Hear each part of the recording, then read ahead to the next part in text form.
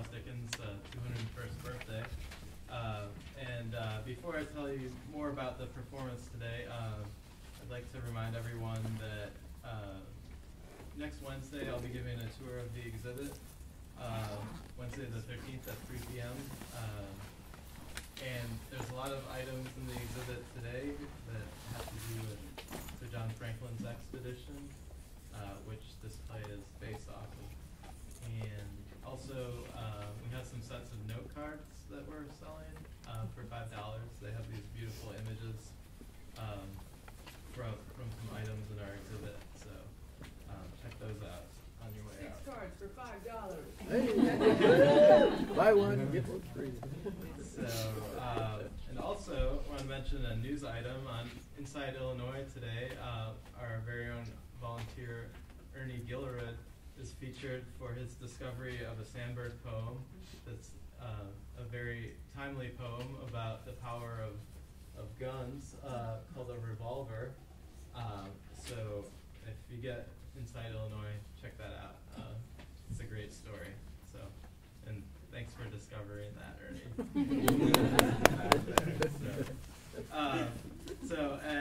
Before I start, I'd like to thank everyone who made this event possible. Valerie Hotchkiss, the library director, Dennis, the public public events coordinator, and Chloe Ottenhoff, who's the Rare Book and Manuscript Library's designer and cataloger. She designed these playbills today, and she also designed all the posters, postcards, the note cards, and the signage that you've seen around. So thanks to her for that. And as a reminder, please turn off your cell phones and electronic devices. So today we're lucky to have a staged reading of The Frozen Deep, thanks to Professor Tom Mitchell, who's directing it, and to the first-year MFA acting students from the theater department who are starring in it. And first, a few words about the play's history. Wilkie Collins wrote The Frozen Deep in collaboration with Charles Dickens as a way of redeeming the honor of the Lost Franklin expedition of 1845, following a report by the explorer John Ray in 1854 that detailed the final days of that expedition, in which John Ray revealed that the last survivors of the Franklin expedition had cannibalized the bodies of their dead shipmates in order to survive, but none of them did. So Dickens voraciously attacked Ray in the press and Ray's Inuit informers. It was particularly nasty about that. And in this play, Dickens satirizes Ray, who is Scottish, through the superstitious and low-bred character of Nurse Esther in the play, so watch out for that. The Frozen Deep was first performed at Charles Dickens' residence, the Tavistock House, on January 5th, 1857. Dickens served as the stage manager, and he played the character of Richard Warder in the performance. Several performances for friends and influential figures followed, and on July 4th, 1857, it was performed before Queen Victoria and Prince Albert. William Makepeace Thackeray and Hans Christian Andersen were also at that performance. It was followed by several large public performances held at the Manchester Free Trade Hall, and the proceeds went to the widow of Dickens' close friend Douglas Jerrold. It was also during these performances that Dickens met the young actress Ellen Tiernan, who he ended up leaving his wife for later. So a very important play in Dickens' life. So the play was privately printed in 1866, and it underwent an unsuccessful revival at the time. And later, Collins novelized the story and used it during his reading tours. The play wasn't performed again until 2005, when it was adapted from the novella for a performance at the Edinburgh Book Festival. So I'd like to welcome Professor Mitchell to say a few words before the performance. Professor Mitchell is head of the associate head of the theater department here at the University of Illinois. Among other things, he's studied Tennessee Williams' early career and has directed revivals of 5 of Williams' earliest plays. Last semester, he directed Liz Lockheed's Dracula at Cranbrook Center. So, welcome, Professor Mitchell.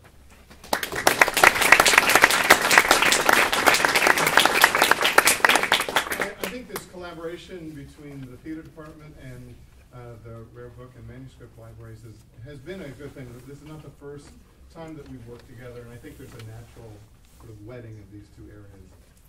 We dig around in old books often as we're doing research into the plays that we do. But I think this play in particular is a good example of that, that even in Dickens' time we saw a connection between different disciplines and different areas, where Dickens and Wilkie Collins were interested in what was going on in this exploration of the Arctic area, both for its, I think, dramatic value, but also because it was an issue and an interest in the time. And so the dramatists gave service to scientists by looking at that same thing together. I think now we have the opportunity to put the publication and literature and the history of a play like this together with contemporary actors to see what this play is like. We have had the chance to do a number of 21st century premieres of some works that are lost to us. I've had the chance to do that with Tennessee Williams. I guess we missed the chance to be the premiere of this one since Dickens' time, but maybe this will lead to some sort of revival of the Frozen Deep. I wanted to say just a couple of things about the play itself and what you will see today, and then I'll introduce the performers, and then we'll jump into the performance.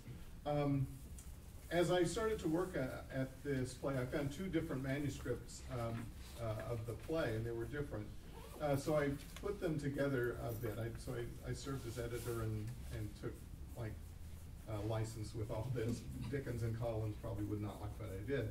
But I tried to preserve what I thought was best of both versions of things, and also to edit things down for our reading purposes. And also Tom Miller will be reading all the essential stage directions so that we can stay on track of where things are happening and what they should look like. Dickens performed this in his house, and it's not unlike this a little bit, except that he had a real theater in his house that seemed to be pretty well equipped to have scenery and lighting effects and everything to serve a play like this. Today we don't have that. We don't have elaborate scenery. Instead, we'll rely on your imaginations and sort of being surrounded by the artifacts of the actual expeditions. I think we can all imagine what it was like in the 19th century with these explorers going up to the frozen deep and what that might have been like. There are 3 acts to this play.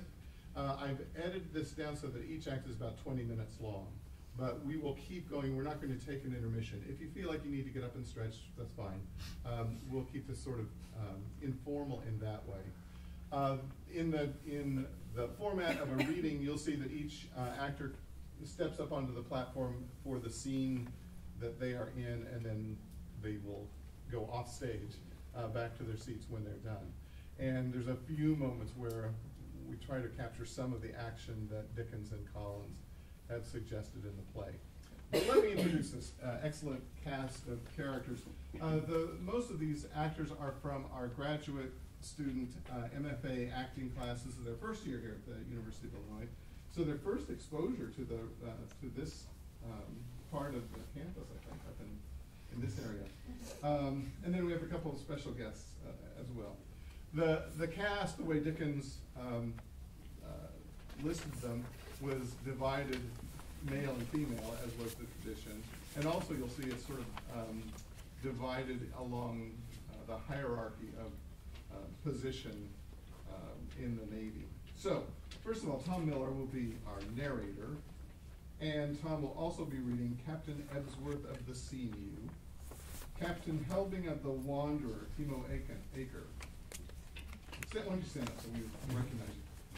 Okay. Lieutenant Crayford, Wagasse Brand.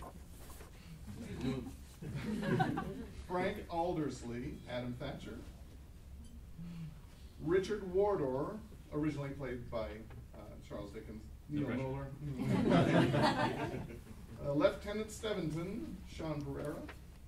John Want is our Professor J.W. Morissette. Bateson, who's one of the sailors, Timo again. Mrs. Steventon, the wife of the Lieutenant Steventon, is Cassie Cushman. Rose Ebsworth, the daughter of Captain Ebsworth, Sarah Ruggles. Lucy Crayford, the sister of Lieutenant Crayford, Tanisha Pyron. And Clara Burnham, engaged to Frank Aldersley, is Michelle Gruby from our senior class in the BFA acting program. And then our special guest playing the eccentric nurse, Nurse Esther, Christine Sevick Johnson. And we'll begin with Act 1. Take it away, Tom. Act 1. A pleasant room in a country house with an old-fashioned bay window looking out over autumn cornfields and a village church embosomed in the woods shortly before sunset. The room is comfortably furnished. Flowers, a tea table, 2 little tables with baskets of handwork on them. Mrs. Steventon and Rose are discovered with the newspaper. Any news, Caroline? Arrived. The Fortune from Valparaiso, the Ariel from Jamaica, the Sisters from Liverpool for California 8 days out. The Fortune drifting among ice at sea, waterlogged and abandoned. The Hope. No, Rose, no news to interest us. Shall I give you some more tea? Where are Clara and Lucy? Upstairs. I think Clara is asleep. Rose, I have been doubting lately whether it was wise for us four to shut ourselves up in this lonely old house while our natural protectors are away from us up in the expedition in the Arctic seas. What could we do better than wait here together when they come back? Have we any friends to go to whom we should honestly like to live with? Would it have been pleasant for you to go home after your husband had sailed with the expedition? Home? Where they have turned their backs on me for marrying a poor man. I go home and hear my husband despised. And I, with no mother alive, with my father like your husband, away with the Arctic ships, where I could have been happier than here with my dearest and oldest friend, Lucy Crayford. And Lucy certainly had no home to go to. Her only near relation in the world is her brother, who is serving in the expedition. Well, you see, there are 3 of us at any rate who could have done no better than come here and make a household of it. As for the 4th, as for Clara... Clara's situation is different in one respect. It is not her father, or her brother, or her husband who is away, but her husband that is to be.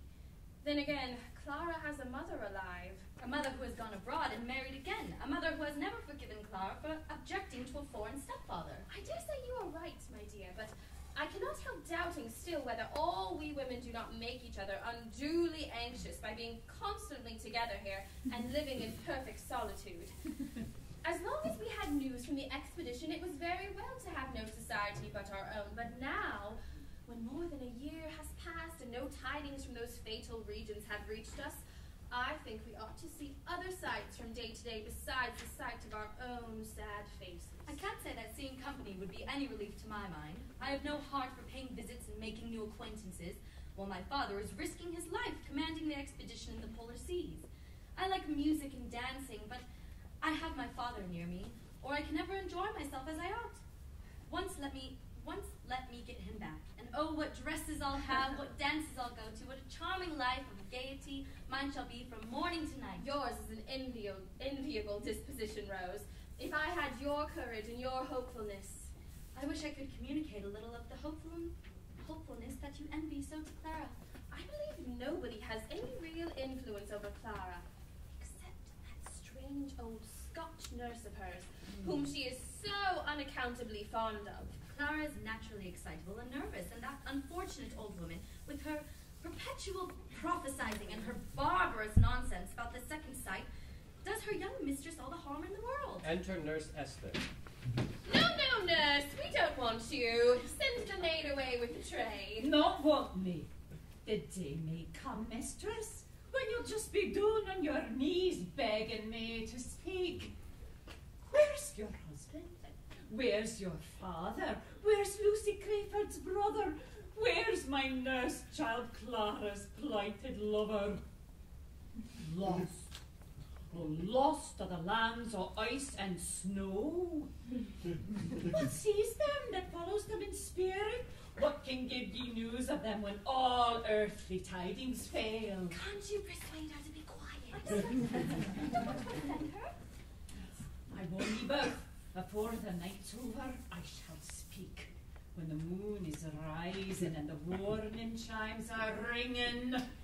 Mark my words. Nurse Esther exits. I wonder, Clara, in all these years since her childhood, has not civilized Nurse Esther a little. Oh, dear Lucy, like a rainbow after the clouds. Darling, have you seen Clara since dinner time? I sat and read to her till she fell asleep. Let me say to you two, my dears, that I am getting so uneasy about her that I sometimes think of sending her to London for the best doctor. But the doctor here. My dear, the doctor here is very estimable, industrious man, but he does not understand diseases of the mind. From month to month, I have seen, as I now see, Clara still wasting, still growing paler, still dreaming by night and talking by day in a manner that shocks and alarms me. I cannot account for that state of nervous depression and irritation into which she has fallen. Perhaps she has said something to you. Not a word. And yet you are her favorite. She will do things for you that she will do for neither of us. If she really ever had a secret sorrow, she would have confided it to you long ago. All dispositions, my dear, are not so open as yours. But we had better change the subject. Why? Because Clara is coming downstairs. I hear her footsteps. Enter Clara Berlin, hurried and agitated. Where are you all? Why did you leave me, Lucy? I hate and dread being alone, and you all forsake We me. thought you were asleep in your room. Was I to sleep there forever? If you had only rung when you awoke. Nurse Esther would have answered the bell, I suppose, and what then? She has awakened in one of her nervous fits. If you will leave her to me, I think I can soothe her. Mrs. Steventon and Rose exit into the music room. Don't mind me. I'm used to being left alone. Nurse will come to me, I dare say. Go to the piano with the others. Hush, hush. Don't talk anymore till you feel easier and quieter. We have no cause for cheerfulness. We have no cause for despair. Do you still say not yet? I still say not yet. The same uncertainty which hangs over the fate of your promised husband hangs over the fate of my only brother. And I still say, not even yet. 3 years have passed, Lucy, since they left us. And if a fourth goes by and we hear nothing of them, will you still speak as you have spoken now? Now, my love, I shall perhaps surprise you by giving bolder advice. If another year passes without tidings of the expedition, new ships will be fitted out, a rescuing party will be sent to search for the lost men.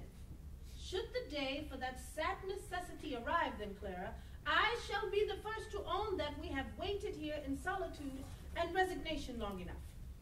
I shall then say to you and to Carol and to Rose, the time for patience is past. Let us follow the rescue party along the shores of America as far as women may go, and let us be the first to meet the ships of the seekers when they come out from the Arctic seas. In the meantime, I repeat, let us still be patient. Let us still hope. Lucy, have you ever known of great sorrow? Examine your own heart, my dear, and you will hardly need to ask that question. How? You have not known me longer than you have known Carol or Carolyn or Rose. And yet you say, and I believe you, that you love me like a sister while you only love them like friends. I am no kinder to you than they are. Why should you have preferred me from the first? Because Let me answer for you. Because you felt some great sorrow had set in its heart, set its mark on me. You were drawn toward me by your instinct, and the secret of that instinct is that you yourself have great sorrow. A sorrow which you have confused and confessed to no one. A sorrow that guided you to me, and as to another woman who has suffered, there has been sympathy between us because there has been secret trouble on either side. I do not ask you for your confidence, my dear. I only ask if this is true. Lucy, you know it is the truth. Perhaps you should examine.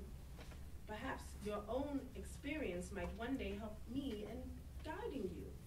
I can tell you what it has been. I can tell you what it has been in very few words.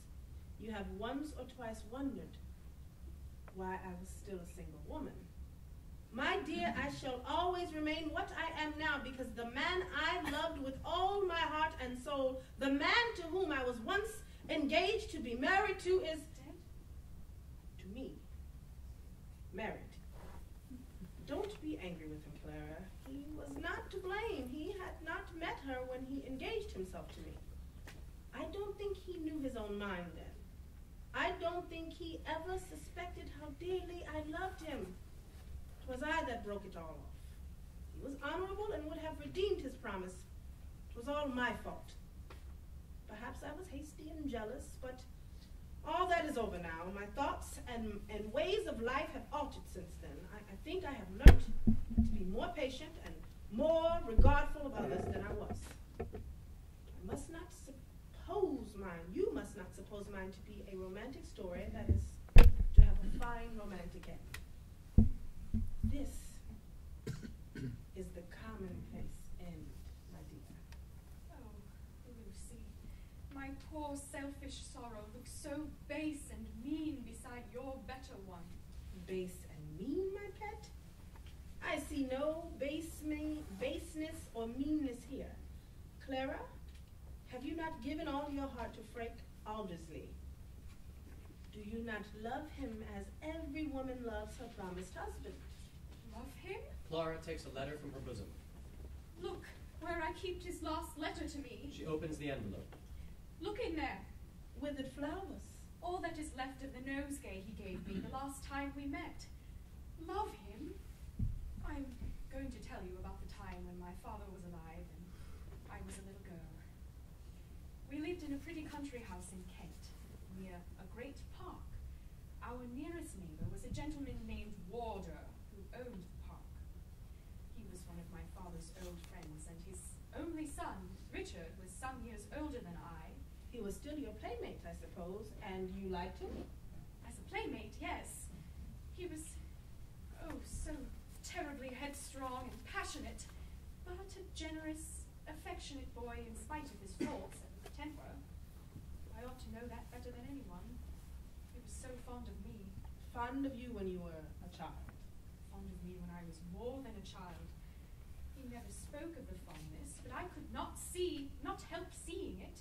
I did all I could to show him that I was willing to be like a sister to him, and that I could be nothing else. Did you ever ask your father to end the difficulty for you? He was suffering at the time under the illness that afterward caused his death.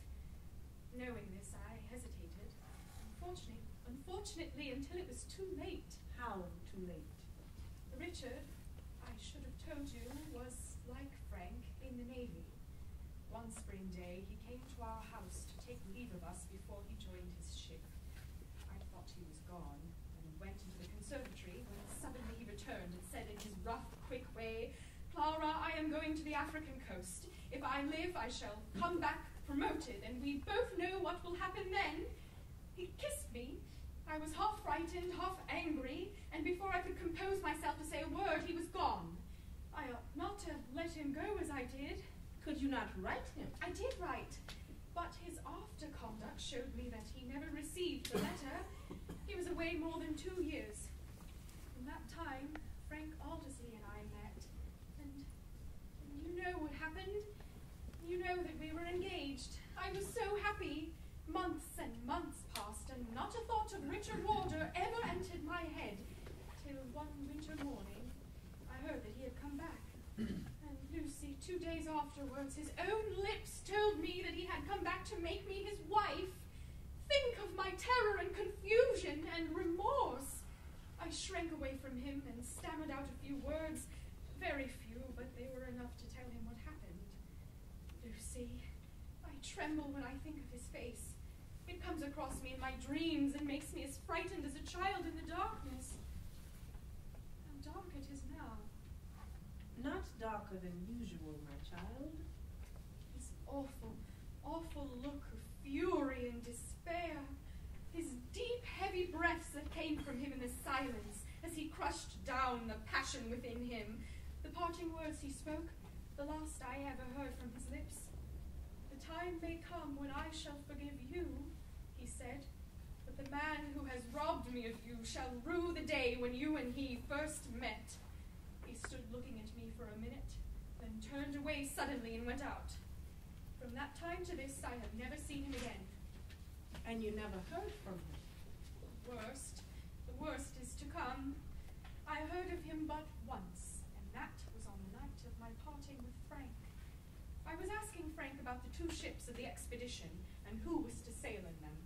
He told me about the officers in his own ship, the Sea-Mew, and then he spoke of having visited the other ship, the Wanderer, and of making acquaintance with some of the officers on board. He said they were all pleasant men, with the exception of one moody, silent stranger who had only that day joined as a volunteer. Did you find out who it was? I asked carelessly. I've only found out his name, said Frank. It was Richard Warder. My love, how you are trembling. Shall I ring for lights? No. Only put your arm around me. Let me feel you near me. Oh, Lucy.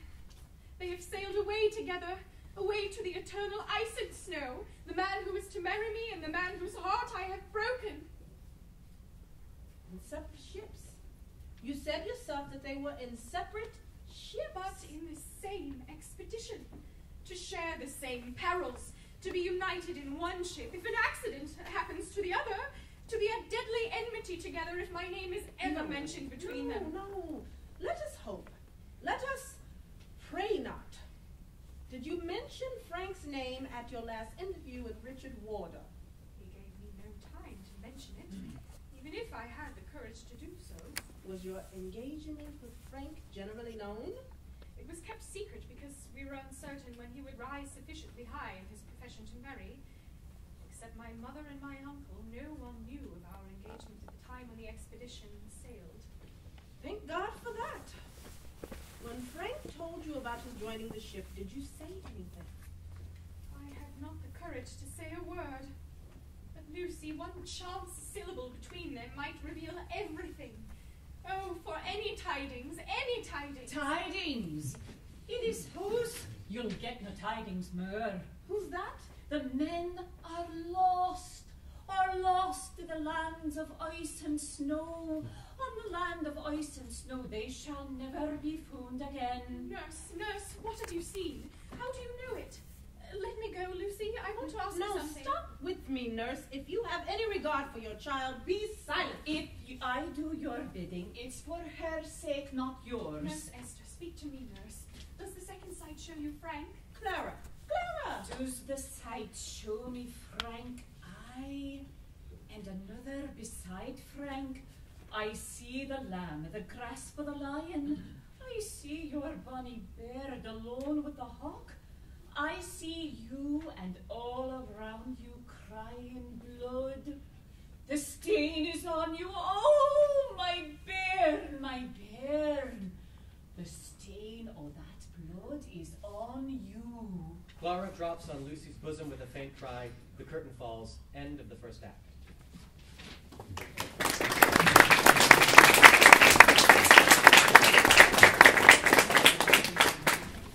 Act 2.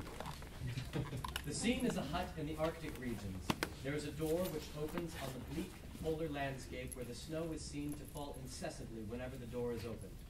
Through cracks in the roof, snow falls drearily onto the floor.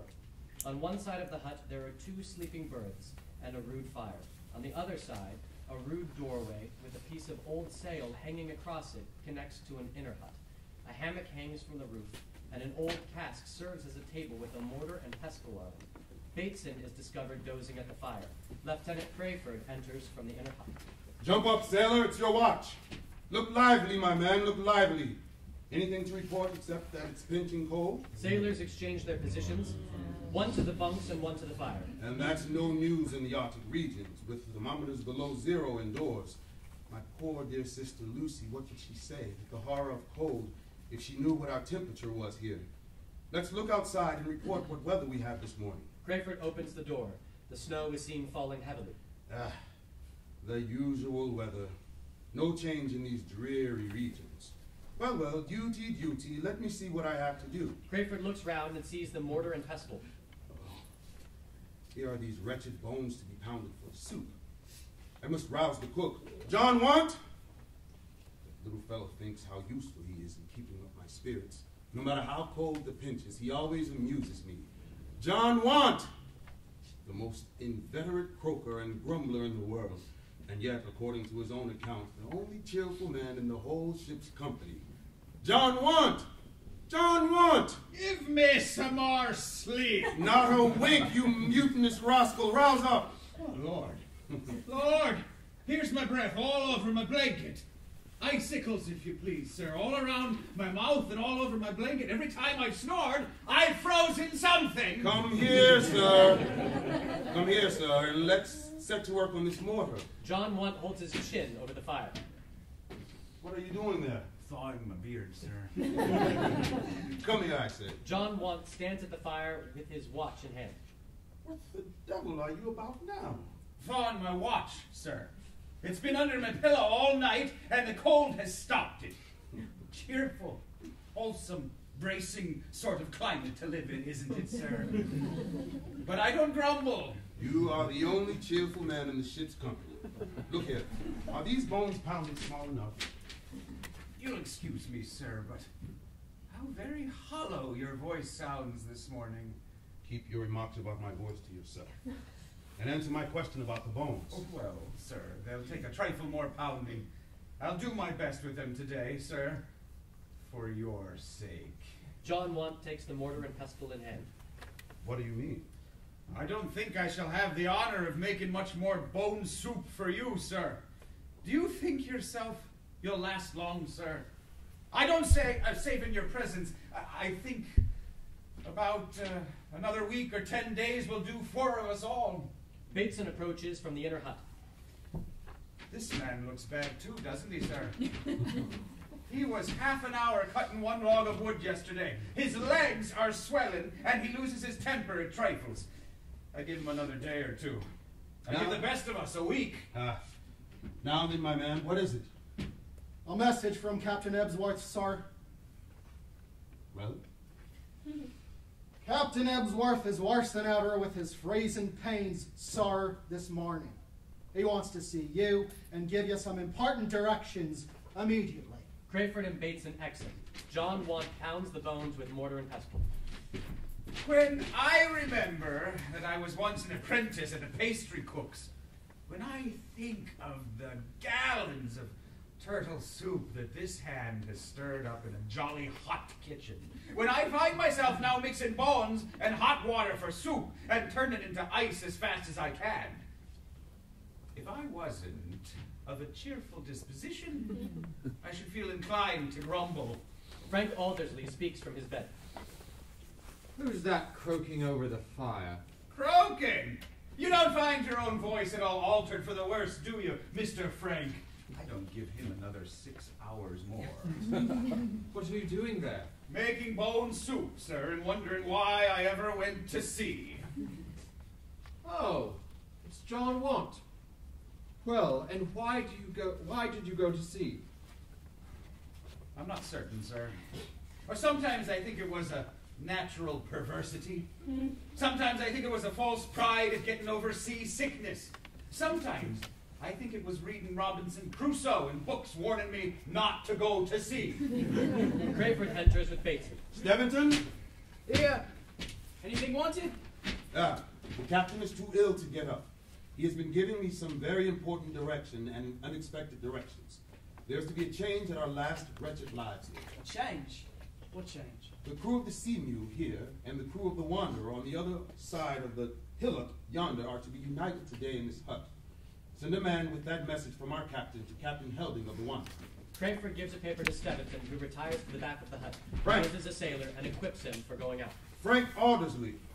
Yes. One of the officers' chests had a backgammon board and dice in it, just before we abandoned the Sea Mule. It was my chest. I have got them both still on my berth here. Shall I get them? I only want the dice and the box for casting lots. Frank gets the dice, and Steventon, having dismissed the messenger, returns to the front, observing the dice box as Frank gives it to Crayford. Dice? Are we going to gamble at the North Pole? No. I'm afraid, Frank, you are hardly strong enough, after your illness, to make one of an exploring party. I am ready to venture. Any risk is better than pining and perishing here. Frank Aldersley draws a stool to the fire and sits down before it, gradually falls asleep.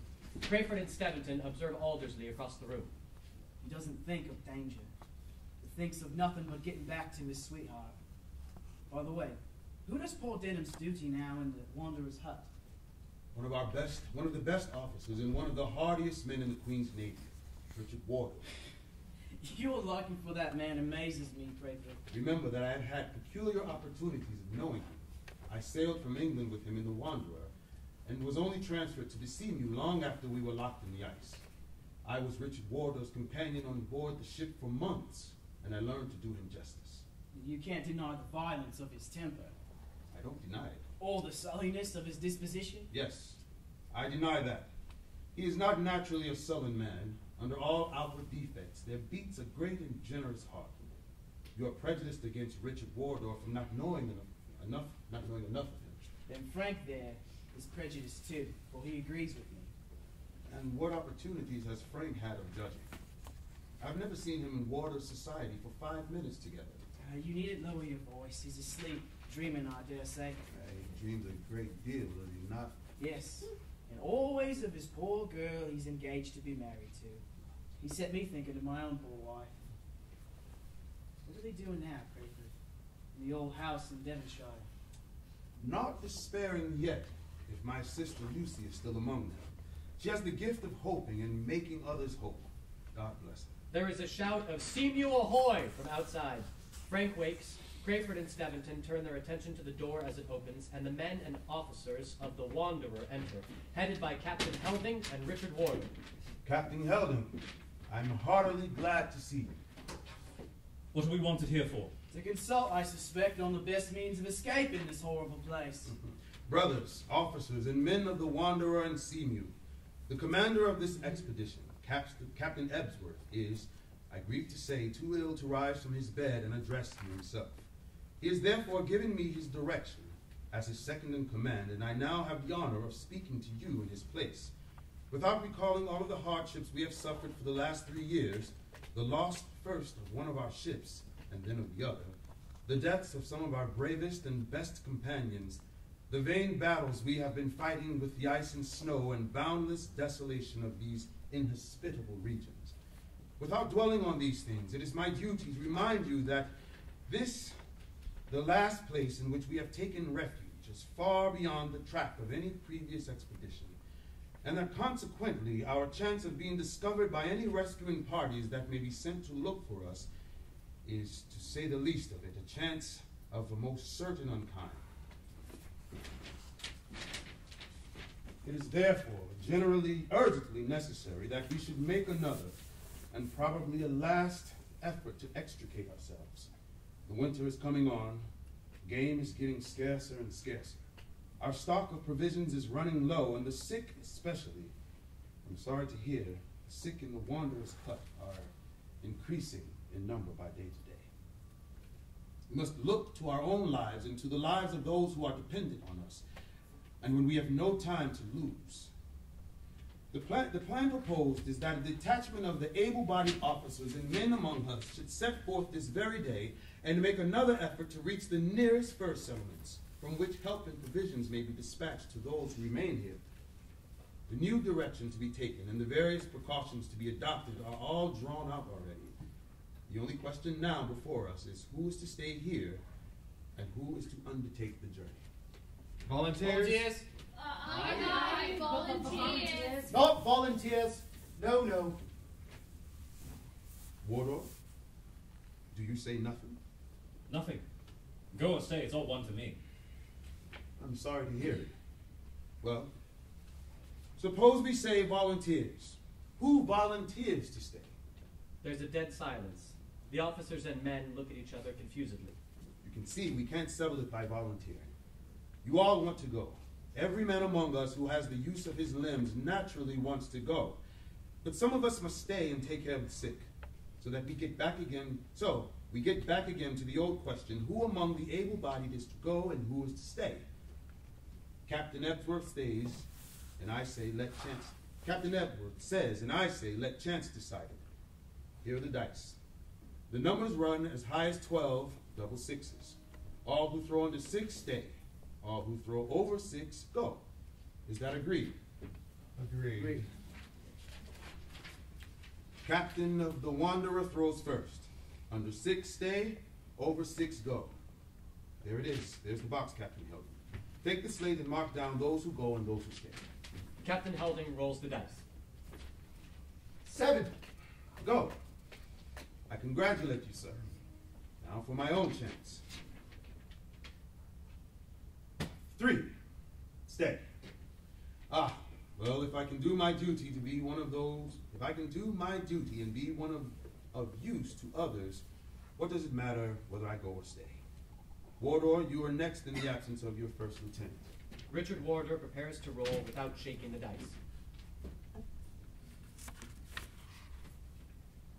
Shake the dice, man.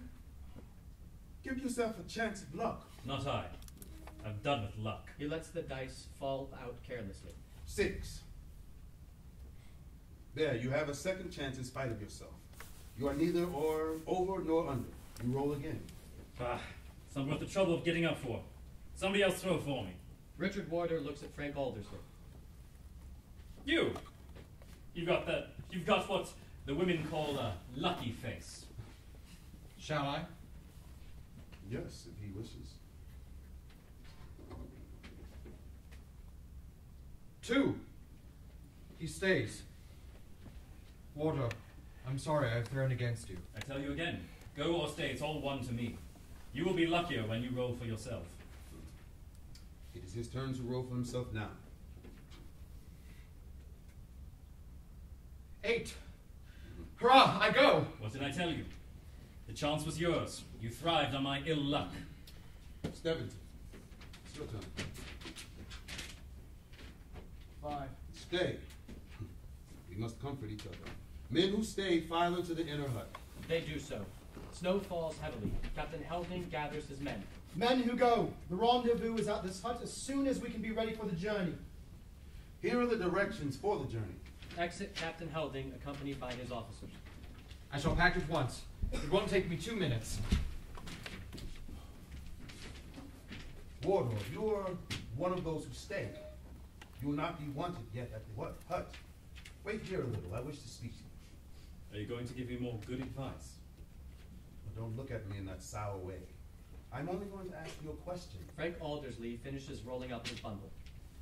There. I'm all ready for the march. Stop. I forgot my snowshoes. Frank, have you taken everything that belongs to you out of your berth? Yes. Okay, we are almost as short of fuel as we are provisions. Your berth, having no one to shelter now, will make good firewood. If you see Bateson in the storehouse, send him here with his axe. Very well. Aldersley exits. Warder, we are alone at last. Well? You have both disappointed and surprised me today.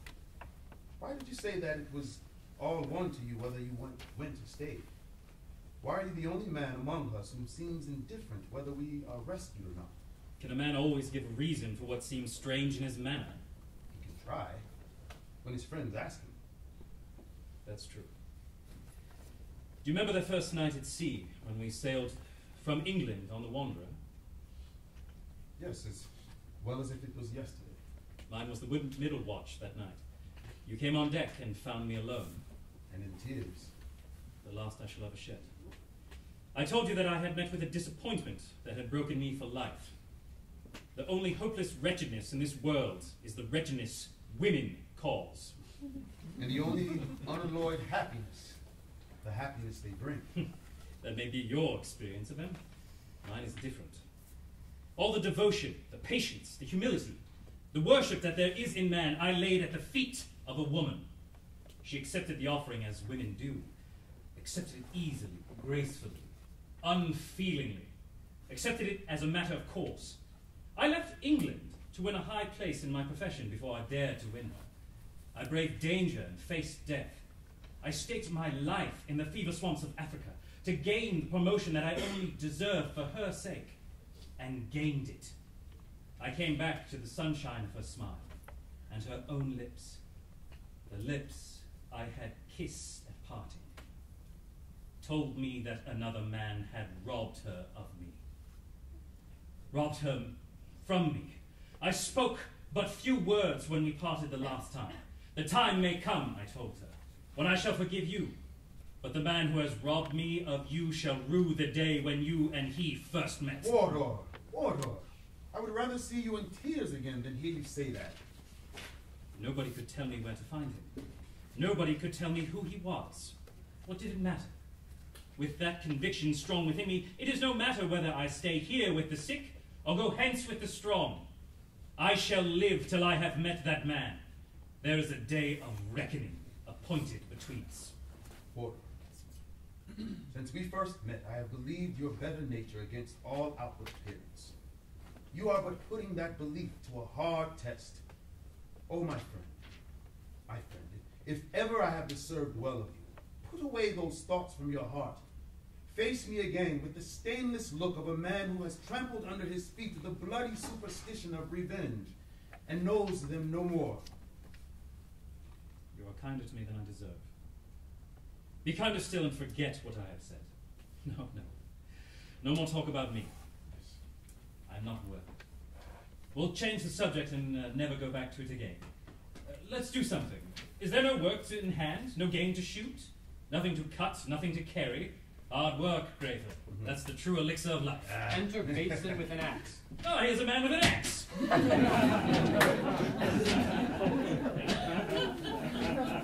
I'll do his work for him, whatever it is. Warder snatches the axe from Bateson and gives him the gun he has been carrying. Captain Ebsworth wishes to see you, sir. Warder, you won't leave until the hut till I come back. No. Exit Crayford. Bateson holds out his hand for the axe and offers the gun. Beg your pardon, sir. Nonsense. Give me your work to do. My arm is stiff and my hands are cold. Go you and look for the bear I have failed to find. Some other men always find what I miss. What was the axe wanted for? Cut up Lieutenant Aldersley's berth there into firewood, sir. I'll do it. I have it down in no time. Bateson exits. If I could only cut my thoughts out of me, as I'm going to cut the wood out of this berth. He strikes at the berth with the axe. Down it comes! Crash you go! Poor Crayford, his words stick in my throat. Crash again. A fine fellow. A noble fellow. No use thinking, no use regretting. What is said is said. Striking at the berth again and again with the axe. Another plank out. Does not take much, young Aldersley, to demolish your nest. Have at the back now. 1, 2, and down it comes. He tears out a long strip of wood. This must be cut in half. Hey, stop. What's here? A name carved in the wood. C-L-A. Clara. Damn the fellow and his sweetheart, too. Why must she have the same name of all the names in the world? He throws down the plank of wood. The axe. Where the devil is the axe? Work, work, work. Nothing for it but work. More carving. That's the way of these young idlers employing their long hours. F.A. Well, these are his initials. Frank Aldersley. And under them here, C.B. His sweetheart's initials. Why, her cipher is C.B. C.B. Clara Burnham. Nonsense! Why Burnham? Because the letter is B? Hundreds of names, thousands begin with B. Where's the X? Crayford, come here and let's go hunting. I don't like my own thoughts. I'm cold all over. He goes to the fire and holds his hands over it. How they tremble. Steady, steady, steady. Has the day come? And the man? Here at the end of the world. Here at the last fight of us all against starvation and death. Did I hear you call me? Heavens, Warder, how pale you are. Has anything happened? Warder hastily folds a handkerchief round his left hand. I hurt myself with the axe. It's nothing. Never mind. Pain has always had a curious effect on me. I tell you it's nothing. Don't notice. Where's Aldersley? He's a good fellow, isn't he? The sort of fellow the women take to. Likely to get on with them. Where's Aldersley? Here. Who wants him? Wish he was in better marching order. Warder takes Aldersley abruptly by the arms. Not strong, eh? You don't look it. I don't speak civilly to you when we were casting dice. I apologize. Shake hands. Come on. Not strong, eh?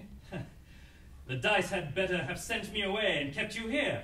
I've never felt in better condition in my life. We men of Kent are made of tough material. Are you from Kent? From East Kent. Do you know that part of the country?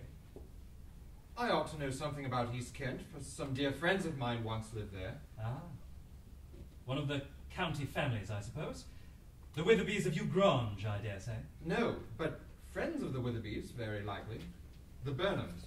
Warder turns aside suddenly and lets the handkerchief drop from his hand, then presses it convulsively to his heart. Oh, you have dropped your bandage. Strange. What's strange? That there should be no blood in it. Warder snatches away the bandage and tucks it out of sight. Next time you see it, there might be a stain or two. So, you know the Burnhams. What became of Clara when her mother married again? Clara? What authorizes you to speak of the young lady in that familiar way? What right have you to ask me? What right? Yes, right. The right of being engaged to marry her. Warder turns away again. His left hand slips down to a knife which he wears round his waist. You forget that your hand is hurt. Crayford deserts Warder and the knife. He seizes Warder's hand. Impossible to dispute a right as yours. Perhaps you will excuse me. When you know that I am one of Miss Burnham's oldest friends. My father and her father were neighbors. We always met like brother and sister. Say no more. I was in the wrong. Pray forgive me. Is she very fond of you?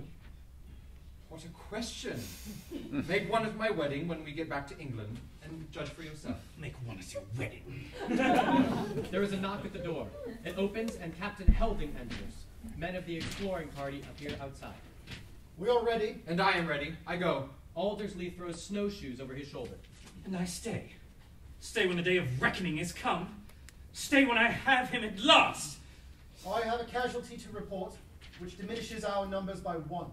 This catches Warder's attention, and he listens anxiously. My second lieutenant, who was to have joined the exploring party, has had a fall on the ice, and I fear has broken his leg. I will supply his place. No, not you. Why not? Why not indeed?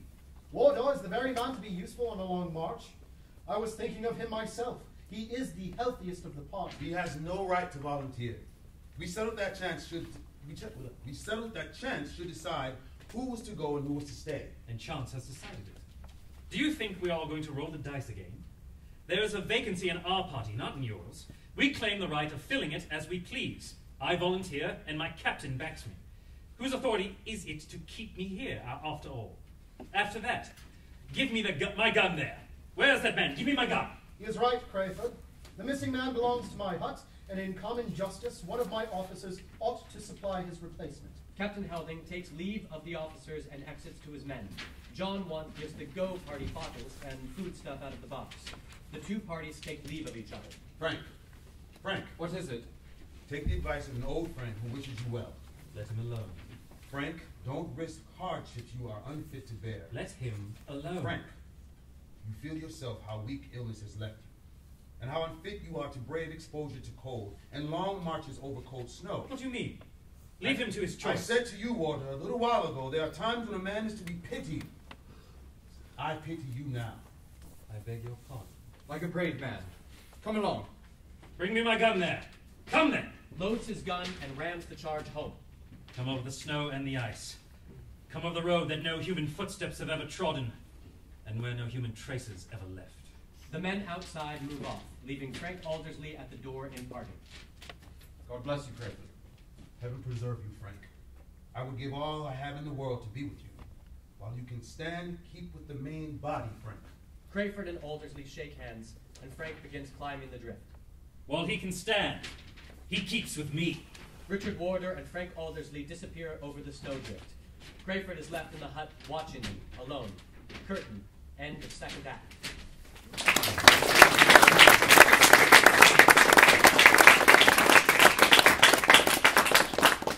Act 3. The scene is a cavern on the coast of Newfoundland. On one side is an inner cavern. On the other side and beyond is a bright view of the sea beach and the sea. John Want is discovered as the curtain rises. He is courting a box.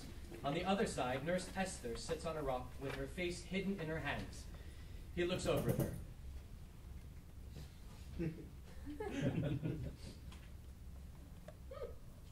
There's a nice kind of fellow servant for a cheerful man like me to keep company with. That woman is one great heap of grumbling from head to foot. If I had known before I was rescued that I was to have much of her society, I think I should have preferred staying at the North Pole. I was very happy. Keeping up everybody's spirits at the North Pole. I had a good deal of sleep at the North Pole. Taking one thing with another, I think I must have been very comfortable at the North Pole if only I had known it. Another man might be inclined to say that this Newfoundland cavern was rather a sloppy, slimy, drafty, seaweedy sort of habitation to stop in. Another man might object to perpetual Newfoundland fogs, or perpetual Newfoundland codfish, and perpetual Newfoundland dogs. We've had some very nice bears at the North Pole. But never mind. It's all one to me. I don't grumble. Man, you do not else. Nothing else but grumble. Is this unjoyful old woman joking? I grumble? Who ever heard a word of complaint issue from my lips? Who ever saw a sour look on my face? Face? Do you call a young stick-it thing on the top of your shoulders than a face? Oh, why do I waste my words on him? He's just a poor, weak creature. Yes, she's only a cracked old woman, always going on about her second sight. Bateson enters. Nurse Esther steps away to look out on the sea view. Look sharp with your work there, John Want. The ladies will be coming in here directly. Mrs. Steventon and Miss Absworth are within 2 minutes' walk of the cave. And Miss Crayford and Miss Burnham are not far behind them. Bateson, I consider you to be a sharp man as myself, though not so cheerful. I want to know something about these ladies. As yet, I can't for the life of me make out how they have got here on the coast of Newfoundland. Can you? As I happen to have the use of my eyes and ears, I should say I could. What is it you want me to make out? You know as well as I do that we were saved from starving and freezing to death by a searching expedition from England, which discovered us in that Arctic hut of ours. Well, the ladies are here, as I have heard them say 12 times already, because they followed that expedition to meet it on its return from the miserable North Pole. Yeah, don't grumble. I won't hear any grumbling. Miserable North Pole indeed. What do you call this place? But never mind. Well, and the ship in which the ladies took passage encountered the ship in which we sailed out of the Arctic seas abreast of this coast of Newfoundland. As far as I can understand it, we have all come ashore here for a day or two for the sake of the health of these same ladies. That's all I know about it, and that's all I mean to say. Here come 2 of the ladies, and Captain Ebsworth with them. Enter Lieutenant Steventon, Mrs. Steventon, Captain Ebsworth, and Rose. Bateson salutes and goes out. Nurse Esther comes down to join them. John Want exits with his box. There's some of the baggage still to be stowed away in the boat, Captain Ebsworth. Shall I go and give the men their orders? There's no need. I have a report to receive from one of the midshipmen who is now waiting me on the beach, and I will give him the necessary directions. Rose, my love, wait here. I will come back for you. Don't be long, Father. I have not seen half enough of you yet. Captain Ebsworth takes his leave of her and exits. Here is the poor old nurse, just as gloomy as ever. Where's the use of telling me to be comforted when you keep me nurse child Clara and me apart? Surely not apart when you and Clara are both here with the rest of us on the coast of Newfoundland. I sailed for England in the same ship with Clara, but was I in Clara's cabin? I am here in the same wild land with Clara, but do I sleep at her feet? Do I go out with Clara to the yellow sands And my boy, when she looks o'er yon sea, and the ship that shall never come, for the ship that shall never bring back the plighted lover lost beyond the frozen deep. Why do you separate them? Because Nurse Esther is superstitious herself, and makes her young mistress superstitious too. Now, when we know the dreadful truth that Frank Aldersley is among the missing men, hardly a word passes Nurse Esther's lips, which it is not to ruin to Clara. Said I a false when I said they were lost? Came not the time when ye left the old house when ye could bide no longer, when ye sailed away here to the strange land to meet the seekers on their return? The ship was abreast of this barren land when ye heard the cry of sail. Ye crowded on the deck and me among ye. The mist was flying off before the sun and the morning breeze, and all along the path of light and o'er the leaping waves, the ships of the seekers came booming down to us. The voices cheered from the decks. The bright flag flew up like a lark in the morning sky, and ye all fell on your knees and looked up into the sunny heavens and wept. The seekers gave you back your father, gave Lucy Crayford back her brother, gave back her husband to the young wife that was with you and the new, but did they give back Frank Aldersley to my nurse child? Rose, get Nurse Esther out of the way. Clara is coming. As Mrs. Steventon exits, Rose takes Nurse Esther off to the side. Clara enters with Lieutenant Crayford and Lucy supporting her. You feel stronger and better, love, after your little walk in the fresh air? I am stronger, Lucy, than you think. The sunshine strengthens me. My heart feels warmer in it. You've not seen any tears in my eyes, have you, since this morning? I think I could answer for myself all day, but our approaching departure weighs heavily and more heavily on my spirits. Our going away seems like giving up the last hope of Frank. Oh, she wrings my heart. I must hope still. You don't think him lost past all hope, I am sure? My dear young lady, my own position was once so hopeless that I ought to be the last man in the world to admit the thought of despair. Don't look distressed. I seem to have known you all my life. I can't help treating you almost as familiarly as Lucy does. She tells me you were always fond of Frank. My love, you are beginning to look pale again. You want rest? Come inside. You can rest nicely inside. Let me go alone, Lucy. I have kept you too much apart from your brother already. You must promise to call then, the moment you want me. Always thinking of others, never of yourself. Every look, every word that escapes her goes to my soul. William, you seem strangely anxious to keep Clara and your brother officers as much apart as possible.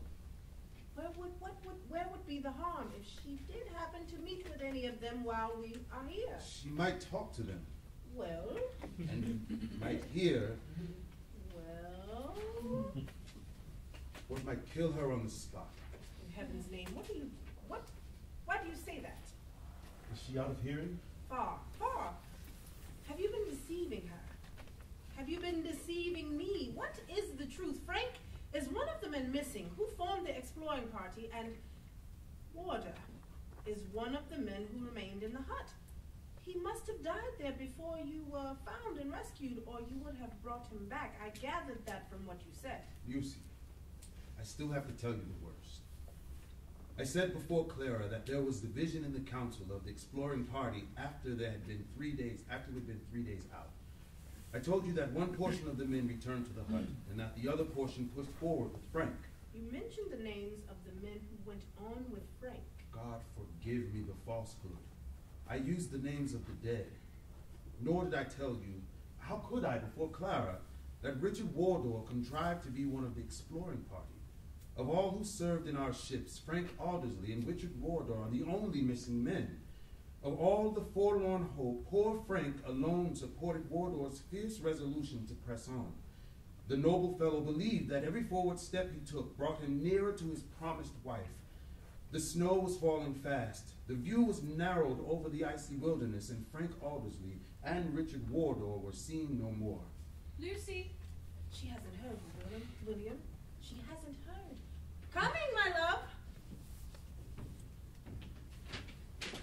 It's 2 o'clock. Steventon ought to be here directly with my instructions from the ship. They would be the most welcome instructions I've ever received in my life.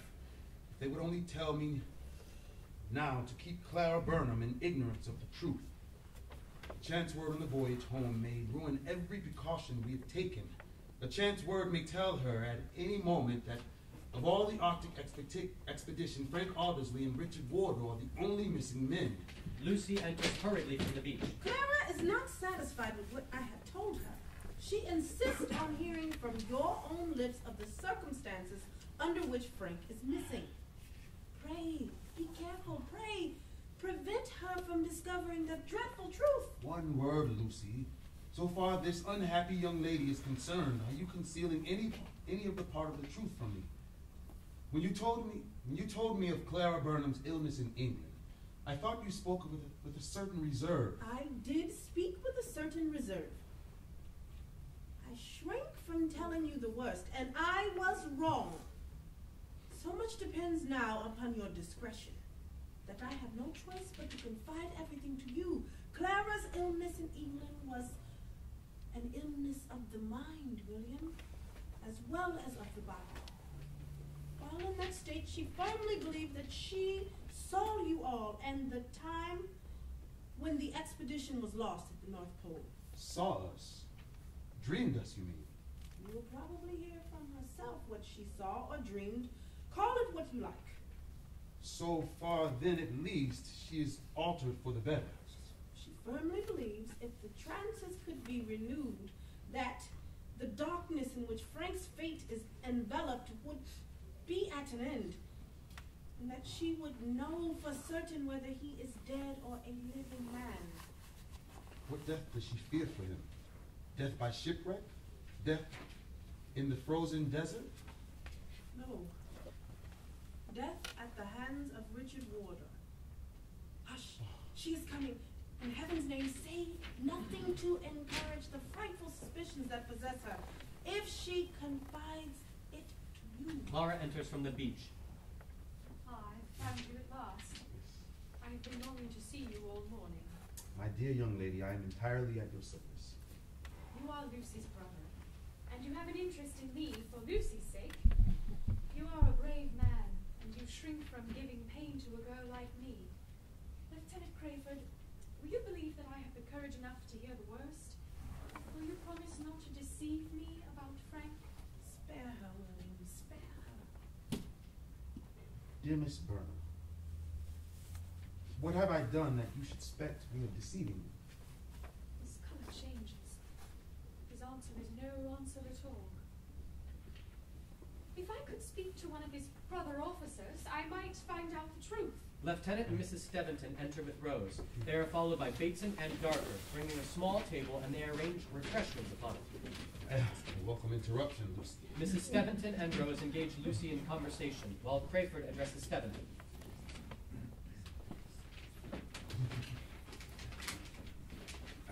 The ship will sail with the flood tide. We shall fire a gun to collect the people and send a boat ashore. In the meantime, there are some refreshments for the ladies. The ship is in a state of confusion. They will eat lunch. They will eat their lunch more comfortably here. Caroline, can you spare your husband for a moment? I want to speak to him. He is at your service, my dear. Lucy, Rose, and I want to explore the inner cabin here. Come, Rose. Clara is going to put him to the test, William, in the presence of your fellow officer. Don't be alarmed. I have warned Steventon. He knows what to say. I will promise not to distress you, gentlemen. Young as I am, you shall find I am capable of self-control. Your dear sister has told me all about Frank that you have told her, but I want to hear it again from your lips and from yours. I won't ask you to go back far into the story of your past sufferings. I will only refer to the time when you had determined to send out an exploring party from the hut. Lucy tells me you cast lots among yourselves who was to go and who was to stay, and Frank cast the lot to go, and Richard Warder cast the lot to stay. On your honor, as this the truth? On my honor, it is the truth. On my honor, it is the truth. After many weary days of marching, the exploring party stopped and held a council whether to continue the journey or return to the hut. Some returned to the hut, and some bravely continued the journey. Frank was one among the bravest, one who went on. And those who went on are now, of all the expedition, the only missing men. On your honor again, yes or no? On my honor, yes. On my honor, yes. A last question, and I have done. You drew the lot to stay in the hut, and you are here. He drew the lot to stay, and he is here. Richard Warder drew the lot to stay. Why is Richard Warder not here? You forget, some members of the expedition died in the hut before the rescuing party from England found their way to us. Did Richard Warder die in the hut? You must, William, you must. Did Richard Warder die in the hut? Yes. Do you say yes too? My brother officer has answered you. You see, Clara, it is just as I said it was. There is hope that the missing men may have reached the fur settlements, and that we shall hear of them yet. Try to forget the rest and take comfort in that, and for the present, as a favor to me, let us change the subject. Yes. Let us change the subject. Do you believe in the second sight? I hardly know what to say. I have never given the subject any serious thought. I won't put your credulity to the test. I won't ask you to believe anything more extraordinary that I had a very strange dream in England long since. The dream showed me your lost companions in the Arctic wilderness, and the tale of it, told of the missing men, was not the tale that you and your brother officer had told me. My dear young lady, how can you believe in a dream? You tell me Richard Warder remained in the hut and Frank went on the exploring party. My dream showed me Richard Warder and Frank together. Dream or vision showed her the truth. Accident made Warder one of our exploring party after all. You tell me that many of the men of the party persisted in continuing the journey. My dream showed me two men on the journey, Richard Warder and Frank. The truth once more.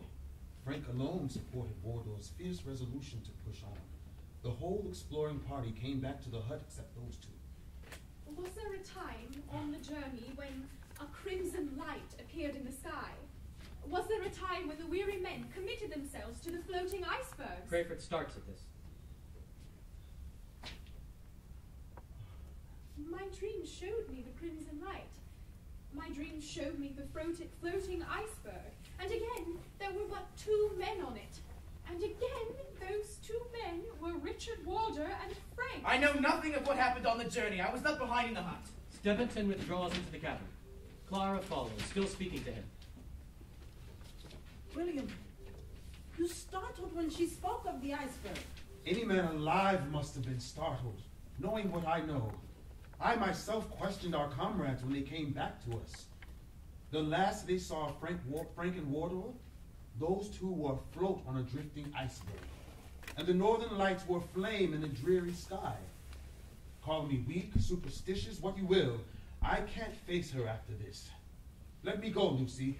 Let me go. Crayford exits hurriedly into the inner cabin. Steventon, who has been speaking with Clara, comes to Lucy. One word, Miss Crayford, before I leave you. Ask me anything else you like, but don't ask me to deceive her again. Lucy goes to Clara. Still thinking. Still not satisfied. They have answered all your questions. Surely you believe them now. I believe that Frank died, a victim to Warder's vengeance, in the solitudes of the frozen deep.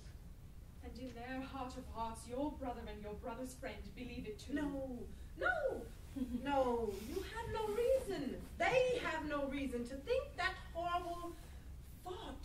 The time may come when I shall forgive you, but the man who has robbed me of you shall rue the day when you and he first met. Oh, Frank, Frank, does Richard Warder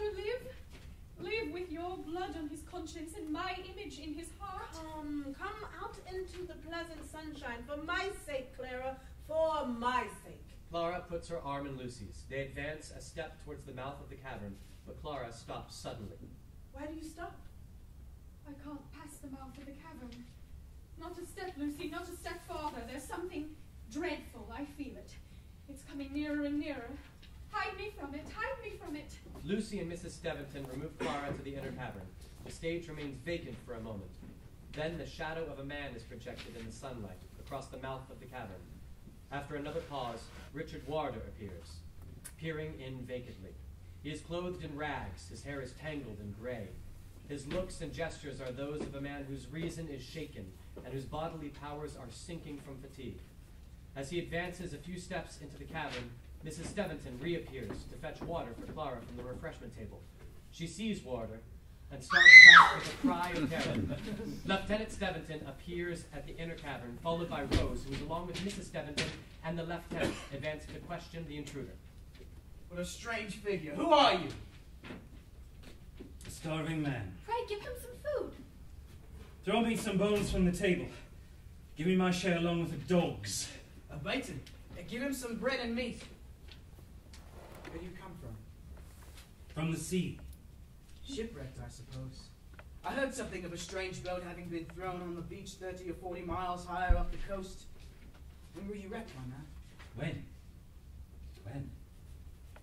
I can't get the wash of sea out of my ears. I can't get the shining stars all night and the burning sun all day out of my brain. When was I wrecked? When was I first adrift in the boat? When did I get the tiller in my hand and fight against hunger and sleep? When did the gnawing here and the burning here first begin? I can't tell you. I've lost all reckoning of it. I can't eat. I can't sleep. I can't get the wash of sea out of my ears. What are you baiting me with questions for? Let me eat. Poor wretch is out of his mind. Baton! Make him a little weak grog in one of those empty bottles and give it to him. See? He is eating no more. What is he going to do with his bread and meat? Warder looks fixedly at the food in his hand, glances round, smiles, and puts the bread and meat in an old bag slung over his shoulder. Bateson gives him the rum and water. Warder drinks from the bottle and then holds it up to the light. May I keep what's left? To be sure you may. Women among ye? Are they English? Are they young?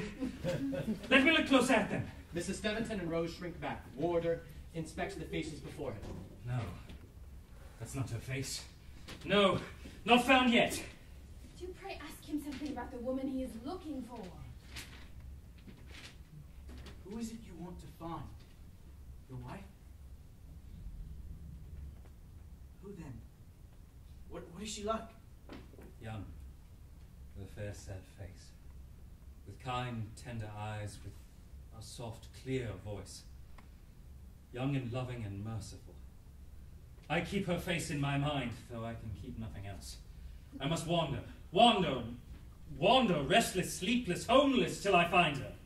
Over the ice, over the snow, tossing on the sea, trampling over the land. Awake all night, awake all day. Wander till I find her. Enter Crayford from the inner cabin. Who's that? He's a poor mad soul of a son of a motherless pig. Mad? Mad? Steventon. Ebsworth. Am I right in my senses? My God, it is. Richard Wardour. Alive? Alive and to answer for Frank? All in the company are shocked. There is a faint cry from Clara in the inner cabin. Let me go! Why are you here alone? Where is Frank, you villain? Where is Frank? Villain? Where is Frank? Ah! I think I know your meaning. I think I dimly understand. Look, this conscience-stricken wretch. Confess unhappy ruin of a man. Tell us how it was done. Clara appears. She is restrained by Lucy. I will see for myself. I heard Richard's name. I heard Frank's name. Clara breaks away. Lucy hides her face in her hands. Let me by. Crayford tries to restrain Clara. Clara Burnham faces Richard Warder standing alone and stops petrified at the sight. Warder voices a low cry of recognition. Found! Warder turns instantly and breaks his way out of the cavern.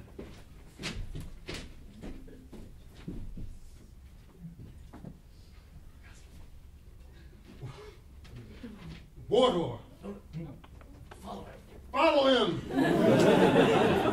On your lives, follow him! The men go out. Frank! Frank! Frank! There is a murmur outside. Warder rushes back in, breathless and staggering, bearing Frank in his arms. Safe. Safe for you. Warder releases Frank Aldersley. Clara falls on Frank's bosom. Warder looks at them, speaking again after a moment in a faint, altered voice. He's footsore and weary, Clara. But I have saved him. I have saved him for you. I may rest now. I may sleep at last. The task is done. The struggle is over. His poor feet. This way, here. She leads Frank, with the assistance of the rest, except Crayford, to a chest at the back of the cave. Frank calls out. Where's Warder? Help him! Never mind me! Help Warder! Warder. Dear Warder, old friend, I am wrong. Remember and forgive me. I've made her happy. I may lay down in my weary head now on Mother Earth that rushes all her children to rest at last. Sink, heart. Sink to rest. Look at them. They have forgotten me already. Warder, look on me. Look at me, your old friend. My friend? Yes, he looks kindly on me. He looks like a friend. My eyes are dim, friend. My mind dull. I have lost all memories but the memory of her. Dead thoughts. All dead thoughts but that one. And yet, he looks kindly. Why has his face gone down with the wreck of all the rest? Hark ye, friend, never let Frank know it. There was a time when the fiend within me hungered for his life. Hush. I took him away alone. Away with me over the waste of snow. He on one side, and the tempter on the other. And I between them, marching, till the night fell and the camp fire was all aflame. If you can't kill him, leave him when he sleeps, the tempter whispered to me. Leave him when he sleeps. I set him his place to sleep. But he crept between the devil and me, and nestled his head on my breast, and slept here. Leave him, the voice whispered. Lay him down in the snow and leave him. Love him, the lad's voice answered, moaning and murmuring here in his sleep. Love him, Clara, for helping me. Love him for my sake. I heard the night wind come up in the silence from the great deep. It bore past me with the groaning of the icebergs at sea, floating past, and the wicked voice floated along with it, away forever. Love him, Clara, for helping me. No cold could float that away. Love him, Clara. Help me. I must go to him. Clara, come with me. Aldersley advances between Clara and Steventon. Warder. Help Warder. Clara, speak to him. Richard. Oh, Frank. I didn't forget you, Frank. When I came here to beg, I remembered you lying down outside in the shadow of the rocks. I saved you your fair share of food and drink. I'm too weak to get at it now. A little rest, Frank. I shall soon be strong enough to carry you down to the ship. Get him something to strengthen him, for God's sakes. Men, I should never have been out here but him. He has given all his strength to my weakness. And now see how strong I am, and how weak he is. Clara, I am held by his arm over the ice and snow. His hand dragged me from the drowning men when we were wrecked. He kept watch when I was senseless in the open boat. Speak to him, Clara. Speak to him again. Richard. Dear Richard. Look at your old playmate. Have you forgotten me? Forgotten you? Should I have been strong enough to save him if I had forgotten you? Say, someone was here who spoke to me just now. Ah, Crayford! I recollect now. Warder embraces Crayford. Dear Crayford, come nearer. My mind clears, but my eyes grow dim. You remember me kindly for Frank's sake. Oh, poor Frank. Why does he hide his face? Is he crying? Near, Clara. I want to look my last at you. My sister, Clara. Kiss me, sister. Kiss me before I die. Clara kisses him. His head falls forward, and Crayford lays him gently on the ground. The muffled report of a gun for sailing is heard, and a flag is run up to the masthead of a ship. The boat is drawn to shore, and the crew appears outside on the bench. Curtain. End of play.